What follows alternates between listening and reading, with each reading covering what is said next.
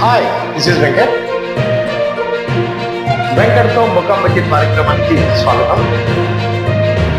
ప్రశ్నించే దమ్ము నాకుంది, సమాధానం చెప్పే ధైర్యం మీకుందా?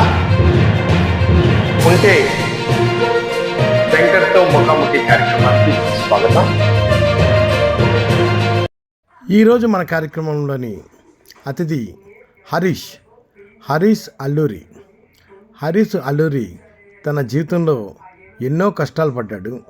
తనకంటూ ఒక స్థానాన్ని సంపాదించుకోవడానికి ఎంతో కష్టపడ్డాడు.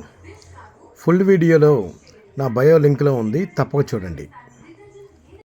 ఎక్కడో మారుమూల గ్రామం నుంచి ఒక యువకుడిని సినిమా రంగం వైపుకి పరిగెట్టేలా చేసింది ఆ కళ.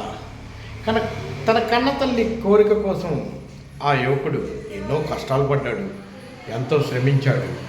ఆఖరికి సినిమా రంగంలో చిన్న చిన్న వేషాలతో తనకంటూ ఒక స్థానాన్ని సంపాదించుకున్నాడు.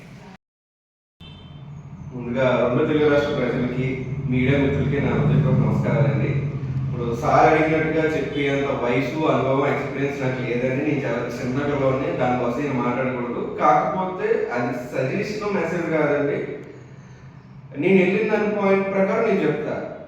ఇండస్ట్రీకి రావాలనే ఇంట్రెస్ట్ సడన్గా వచ్చి వెళ్ళిపోదాం అనుకునే ఇంట్రెస్ట్ కాదండి. నాకు తెలిసినంత వరకు అది మీకు ఎప్పటి నుంచో ఉండాలి, మీకు తెలిసినప్పటి నుంచి ఉండాలి. అలా వచ్చినప్పుడు నిలబడండి. అవసరమైతే ఆల్టర్నేట్ జాబ్ చేయండి. అవకాశాలు లేవని చెప్పి కొంతమంది పాపం సెన్సిటివ్ పర్సన్స్ ఏదో సూసైడ్ అటెంప్ట్ చేసుకుంటున్నారు. అలాంటివి చేసుకోవద్దు.